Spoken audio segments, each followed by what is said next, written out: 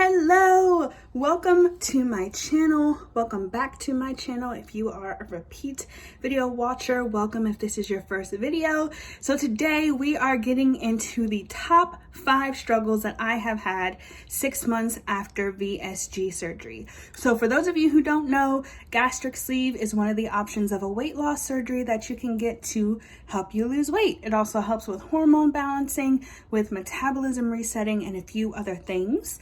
But I got it on September 22nd of 2021, and it is now March 21st of 2021, but this video will be up on my 6-month anniversary, which will be March 22nd, 2022. So if you want to hear about the top 5 struggles I have had post weight loss surgery, let's get into it. So first things first, let's get into what everyone wants to know. Here is what I am looking like. I am 80 pounds down since my surgery in September. A huge non-scale victory I hit yesterday is that I am currently wearing like a 1X size 16, which I haven't been a 16 since college.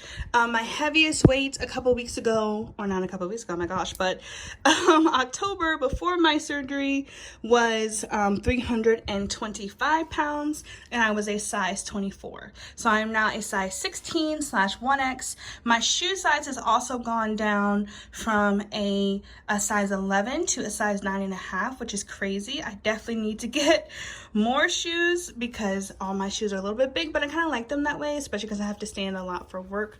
But eventually I will go and get some smaller shoes. But so yes, I am down 80 pounds. Last time I got on the scale about a month ago, I was 243 pounds. The reason I haven't been on the scale since was because 2 weeks from then, so I guess it's been sooner than a month, but 2 weeks from then, I was still 243 pounds.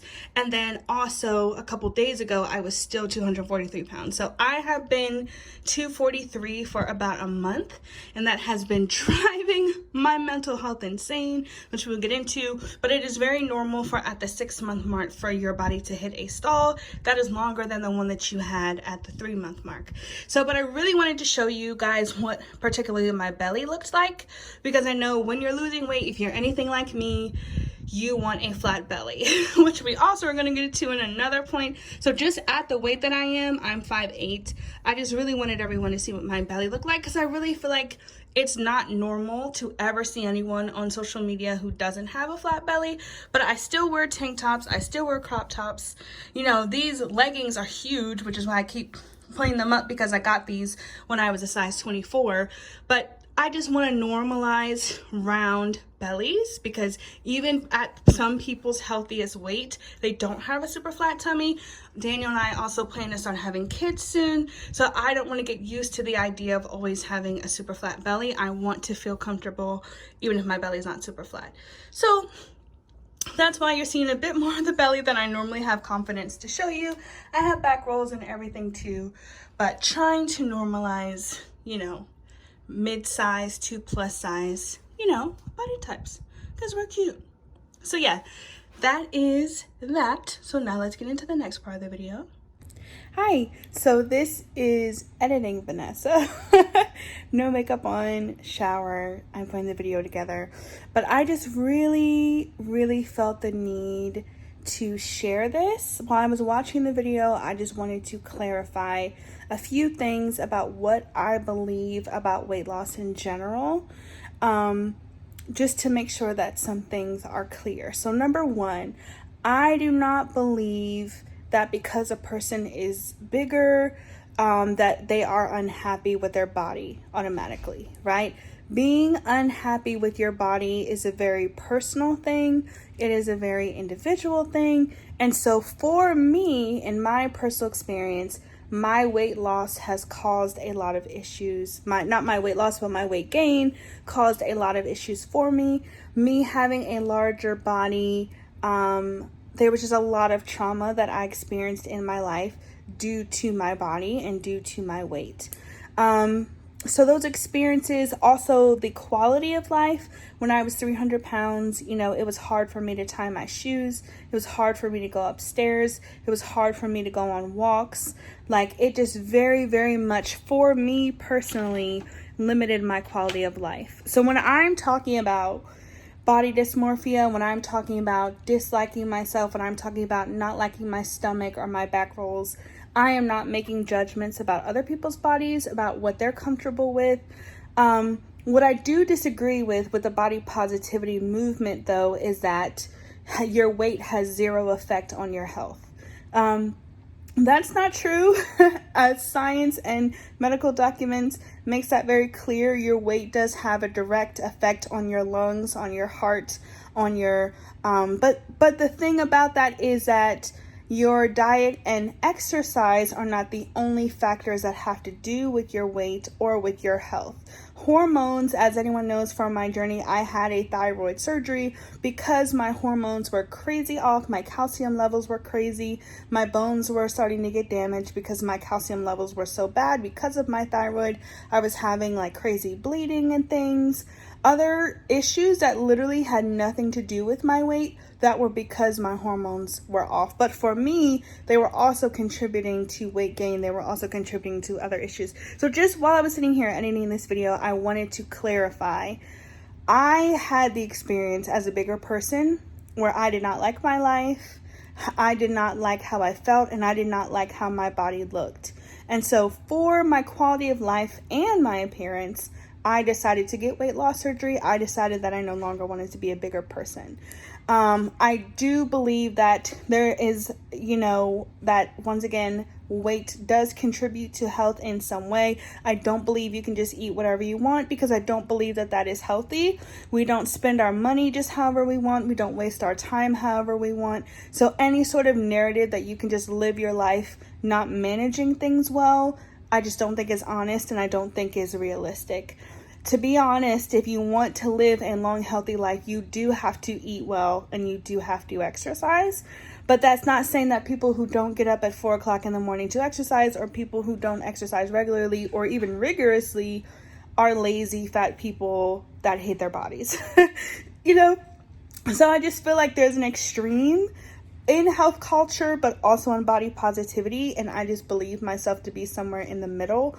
I believe that people can be larger people and be happy and live a relatively healthy life, but I also do believe that health should be something that is a part of everyone's life, meaning eating well, exercising, sleep, hormone balance, all of health, not just diet culture version of health. So little tidbit I wanted to add to the video. So finally getting into the struggles. The fifth struggle that I have, and they're rated from least to greatest. So the number one will be the biggest struggle. The fifth struggle will be the least. So the fifth struggle I think I would have 6 months after surgery is not eating and drinking at the same time.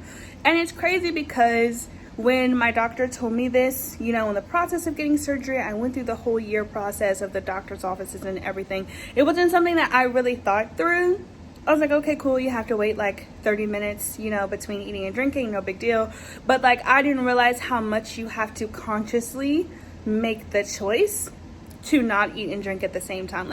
Especially if you're out and you're at a restaurant or you're at home, and so it's just a really difficult thing. For me, what I was told is that you could drink, even maybe 20 minutes before eating, but especially after eating, you would definitely want to wait that 30 minutes before drinking. So that was definitely something that I missed more than I thought that I would. It could be just from a social aspect, but it also is just one of the biggest things about this surgery is that you have to have a constant level of mindfulness, and that is something that I think people need to be prepared for. This is not a surgery that you get and then you don't think about anything. Normal surgeries, you get it done, you go through your healing process, you'll have minor adjustments, but that's not what this is. I will be eating smaller amounts of food for the rest of my life. And I was okay with that. That was a choice that I wanted to make, but I want people to be fully aware of the decision that they're making, when they're getting weight loss surgery. So that was number 5. Number 4, I would say, is remembering to get enough hydration and get vitamins in. Now, this is something I was totally killing it in from month 1 to month 4. I don't know what it was, but I never missed a vitamin. I was super on top of it. I was never missing my water, but something happened month 5. Maybe it was my stall that kind of took the wind out of my sails a little bit, but it was I just don't always remember. Even with the timer on my Apple Watch, I just have to make sure that when the timer goes off, I actually stop what I'm doing and do it. Now, another thing is I do currently work a retail job. I actually just got hired for another job that I'm very excited about. It will be a state job, actually, and so that will start in April, and so it would make it a lot easier for me because it'll be a desk job. I'll be having meetings, you know, walking around the building, but I'll be able to stop and sip water and take vitamins, which is just difficult to do at a retail job when you're either at the register or you're, you know, helping customers. So remembering to take vitamins, remembering to take water, because I do definitely feel a difference in my body over a couple of days if I have not taken those things. I also did blood work with my doctor for my 3-month mark, and the only thing that was low was my vitamin D, which is great, but yeah, but then something else started happening that we'll get into in this next point. So the third biggest struggle that I have been having post surgery, 6 months post surgery, is random bouts of exhaustion. And I've heard other people talk about this, but I've never heard about people talk about it in the way that I have experienced it. My mom experiences this as well. She has gotten weight loss surgery. She got the bypass, which is a different surgery, but she got it 4 years ago, and she still gets these bouts of exhaustion today. Obviously, we got different surgeries. She's had kids. I haven't had kids. We were different weights when we started as well, but I just thought it was interesting that it's something that we both experience. But I will, at least for this last month, my body will completely just, like, I don't know what the best way is to put it. It's like when your phone suddenly runs out of battery and you hear like a machine like it's turning off. And I don't know when it started happening. I want to say it was like a month, but I absolutely get these random bouts of hardcore exhaustion. I feel like I was running. I feel like I have been expending all this energy that I wasn't expending. I feel like I did a marathon, and all of a sudden my body is just zapped of all energy. So I had a phone call with my nutritionist last week, and when we talked about it, she said, you know, at this stage of the journey, your body is really in starvation mode. And so your body is just trying to catch up because you just haven't been eating normal amounts of food for 5 months. And so that's why you have to stay up on your protein. You have to stay up on your vitamins, so that way your body is getting what it needs. And I know for sure I could be better about staying up on my vitamins, staying up on my protein. She said at this stage, because of my salt, I need to be trying to get 80 to 100 grams of protein in a day, which is crazy, but it's just what will be needed to help me get out of this stall. So I have a plan, which you'll see on Instagram, to kind of help me, you know, get through that. So the second thing I would say would absolutely be gas, which I know is not like cute to talk about, but after surgery, at least for me, I do not have the ability to just break wind in the way that I used to. It is literally like a 20-minute process if I have gas, and it sucks because it will be crampy. I will like feel it throughout the bottom of my stomach, and it's not that bad all the time. Sometimes you just feel it and you're like, okay, this is probably gonna take 10 to 20 minutes to pass.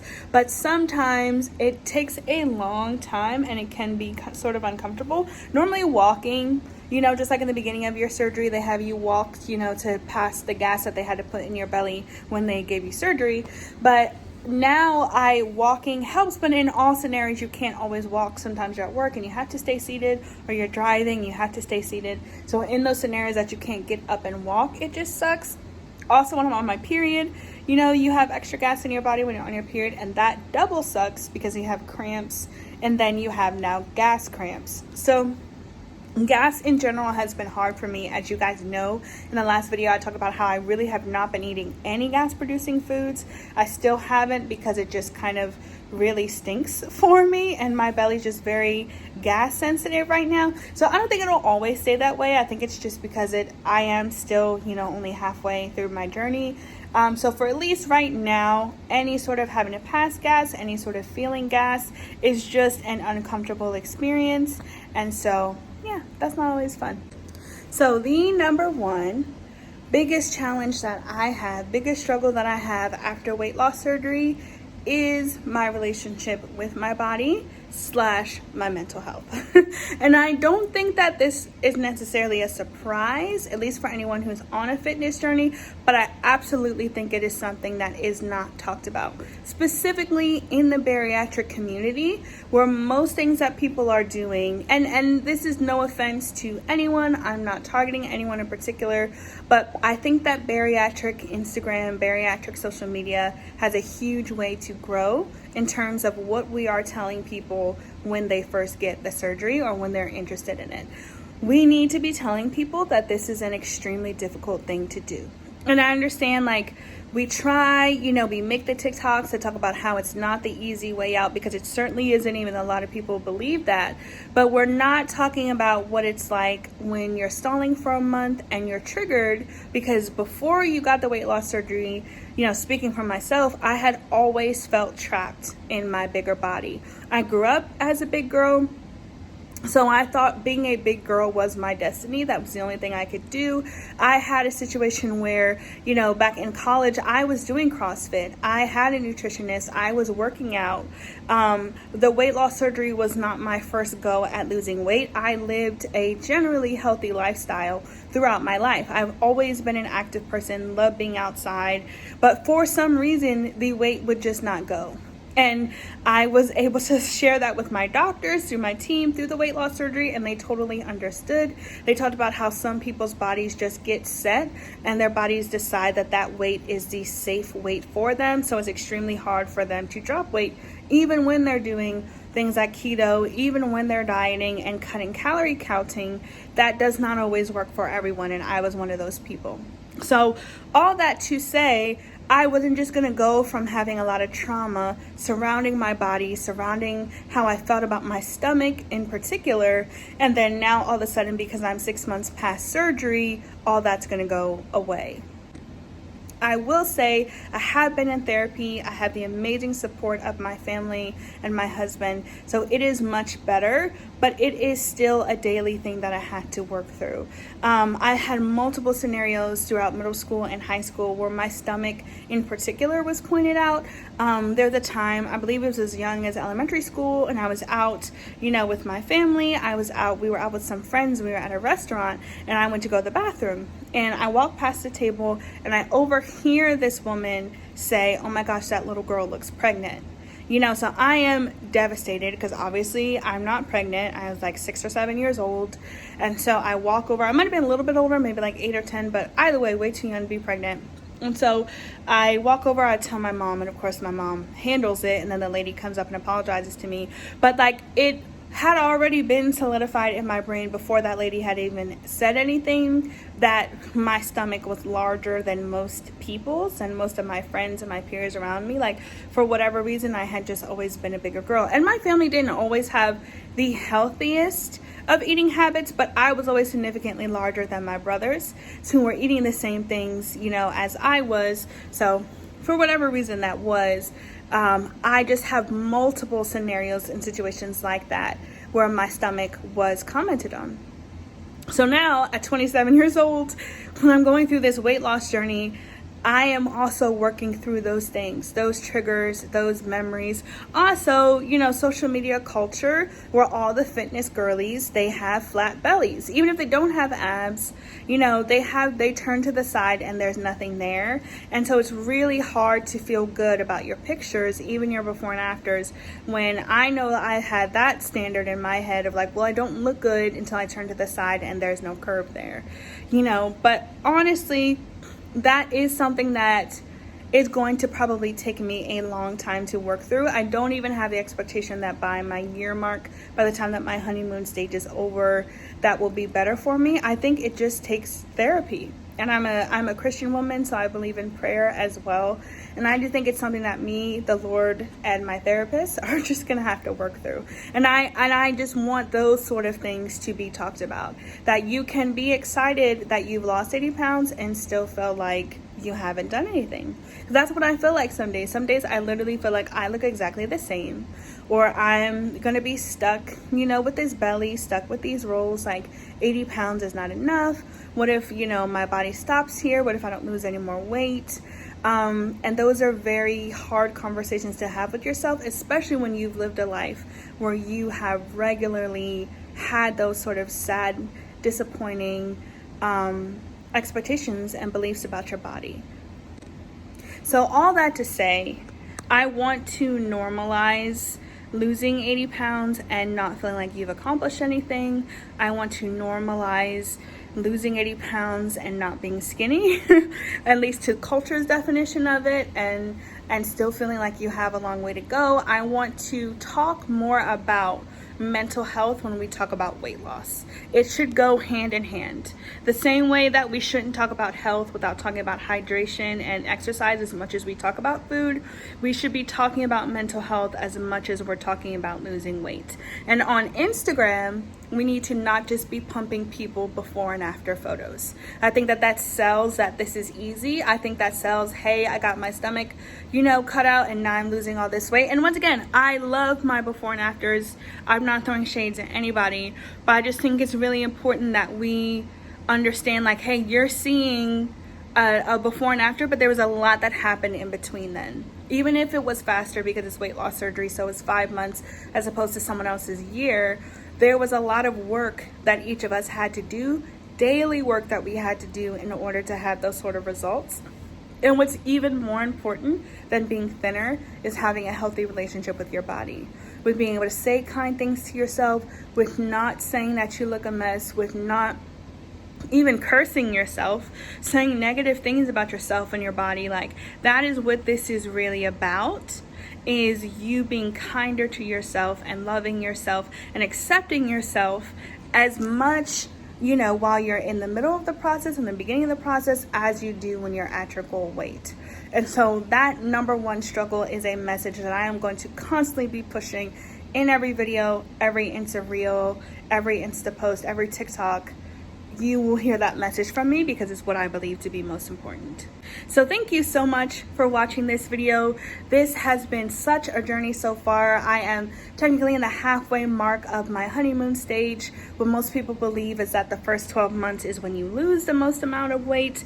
And so that could be true, that could not be true. But to be 6 months post-op is an absolutely huge deal. And I am celebrating it. I am loving the changes I've seen in my body. I'm loving the changes I've seen in my energy. And even on the hard days, I absolutely 100% believe that this was worth it.